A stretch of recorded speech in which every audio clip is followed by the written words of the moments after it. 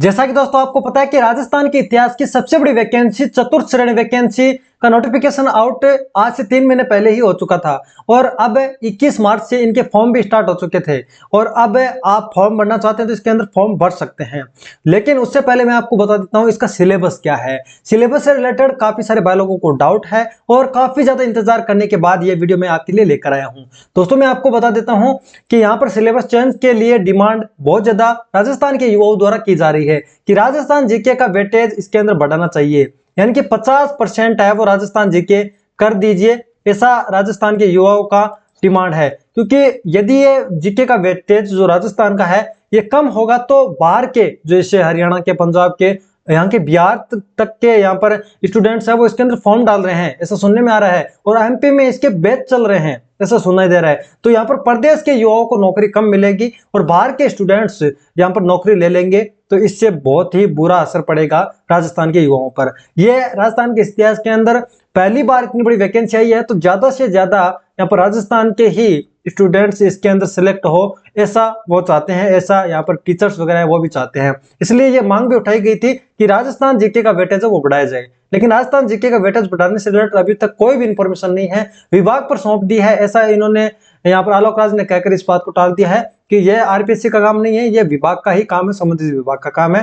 तो जो कि हो सकता है देखो सॉल्यूशन, अभी तक तो कोई न्यूज नहीं है ऐसी कि भाई सिलेबस चेंज हो गया है। तो जो ये सिलेबस है इसके बारे में मैं आपको बता देता हूँ, साथ में यहाँ पर हिंदी के स्पेशली बताऊंगा कि हिंदी के अंदर कौन कौन से टॉपिक आपके आएंगे, ये सारी डिटेल में आपको बताने वाला हूँ। ठीक है, तो हिंदी के आपको 30 क्वेश्चन इसके अंदर देखने को मिलेंगे। ठीक है, मार्क्स नहीं है यहाँ पर, आप देख लीजिए कि क्वेश्चन मिलेंगे आपको, 30 क्वेश्चन मिलेंगे हिंदी के। और हिंदी के ही आपको यहाँ पर सबसे ज्यादा क्वेश्चन मिलेंगे चतुर्थ श्रेणी के अंदर। इंग्लिश के 15 क्वेश्चन मिलेंगे। और यहाँ पर जो ये सामान्य ज्ञान है ना, ये सामान्य ज्ञान राजस्थान का, भारत का पूरे को ही मिलाकर 50 क्वेश्चन है यहाँ पर। ठीक है, यहाँ पर देखो भारत का भूगोल है, उसके यहाँ पर क्वेश्चन आएंगे, इतिहास, कला, संस्कृति और राजस्थान, इसके यहाँ पर क्वेश्चन आएंगे। यहाँ पर ये करीबन 10 नंबर का होगा, यहाँ पर ये 5 नंबर का होगा। यहाँ पर भारतीय संविधान, राज्य व्यवस्था, विशेष संदर्भ में प्रशासनिक व्यवस्था ये आएगा। सामान्य विभाग आएगा, मतलब सामान्य विज्ञान आएगा 5 नंबर का। बेसिक कंप्यूटर 5 नंबर का। समस्या घटनाएं आएगी 10 नंबर की। ये कुल मिलाकर 50 नंबर का ये मैटर सामान्य ज्ञान से रिलेटेड आने वाला है, जो कि राजस्थान जीके का वेटेज है वो मात्र 25 नंबर का है, तो वो काफी कम है, ये देखा गया है। ठीक है, उसके बाद सामान्य गणित है, उसके 25 क्वेश्चन आएंगे। यहाँ पर सबसे ज्यादा आएंगे हिंदी के क्वेश्चन, उसके बाद में आएंगे मैथ के, उसके बाद में आएंगे अंग्रेजी के आपके क्वेश्चन। और टोटल आपके 120 क्वेश्चन आएंगे।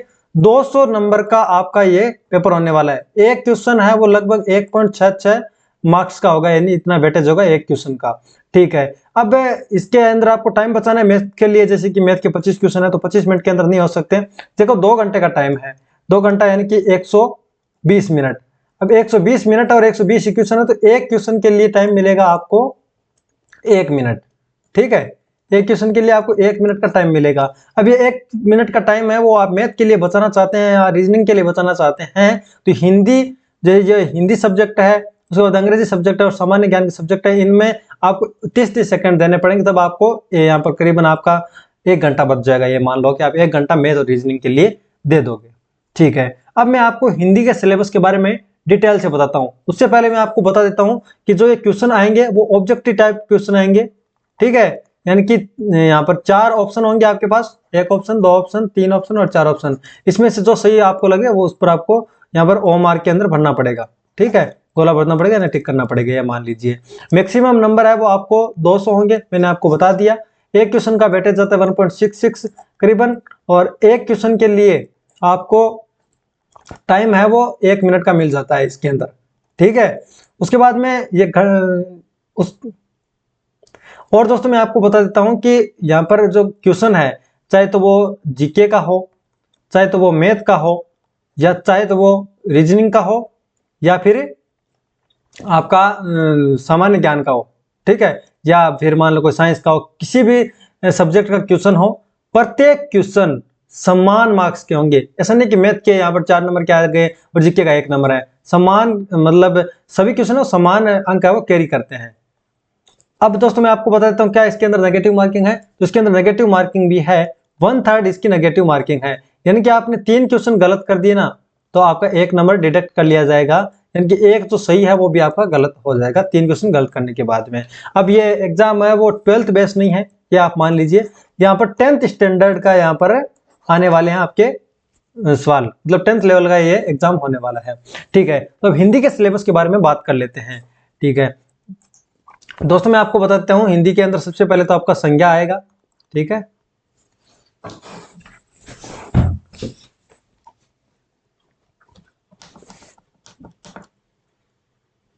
सबसे पहले आएगा आपका संज्ञा। ठीक है,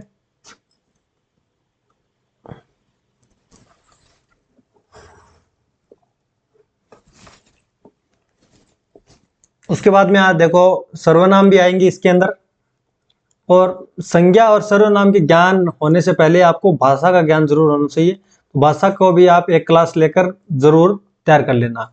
ठीक है, और क्रिया और विशेषण आएंगे, क्रिया विशेषण। उसके बाद में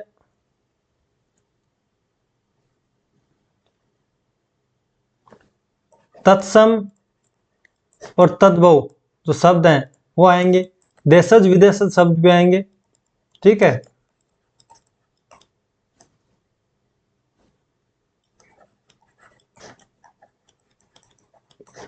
उसके बाद में दोस्तों यहां पर आपकी संधि भी आएगी,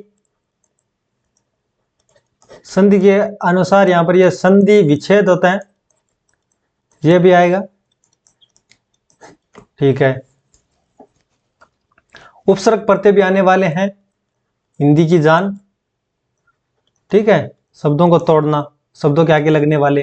ठीक है, पर्यायवाची और विलोम शब्द भी आने वाले हैं इसके अंदर।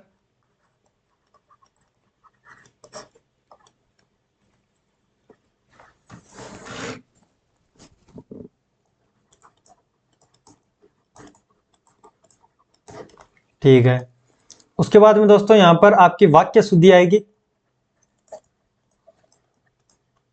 ठीक है, उसके बाद दोस्तों यहां पर काल आएंगे, काल के कितने भेद हैं ये सब। ठीक है, काल के भेद आएंगे। उसके बाद में दोस्तों मुहावरे और लोकोक्तियां आएंगी, मुहावरे एंड लोकोक्तियां। ठीक है, उसके बाद में दोस्तों मैं आपको बता देता हूं कि अंग्रेजी के शब्द आपको दे दिए जाएंगे, उसको हिंदी के अंदर आपको बताना पड़ेगा, ये भी आएंगे। अंग्रेजी के शब्द दिए होंगे और हिंदी उसकी बतानी पड़ेगी, ये भी आएगा। उसके बाद दोस्तों मैं आपको बता देता हूं कार्यालय पत्र भी आएंगे। अब आप बोलेंगे कि ये कार्यालय पत्र हिंदी के अंदर क्या लिखने को बोलेंगे क्या, क्या कुछ ऐसा? देखो दोस्तों मैं आपको बताता हूँ ऐसा कुछ भी नहीं होगा। जैसे कि कार्यालय आदेश क्या होता है, इसके बारे में आपसे जानकारी पूछ ली।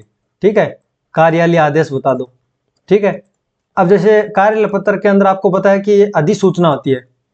अब ये अधिसूचना क्या है, अधिसूचना कहाँ प्रकाशित होती है, तो आपको पता है गजट में प्रकाशित होती है। इस तरह से कुछ क्वेश्चन बनेंगे यहाँ पर हिंदी के अंदर। ठीक है,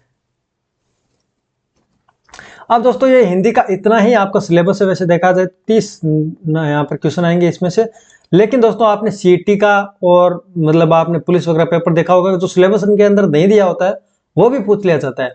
जैसे कि आपका हो गया वर्णमाला। ठीक है, वर्णमाला से भी क्वेश्चन उठ जाते हैं। समास यहाँ पर नहीं दिया गया तो समास से भी क्वेश्चन पूछ लिए जाते हैं, और यहाँ पर वाच्य है उससे भी क्वेश्चन पूछ लिए जाते हैं। तो हिंदी का विस्तृत सिलेबस यह है दोस्तों, आपने जान लिया होगा।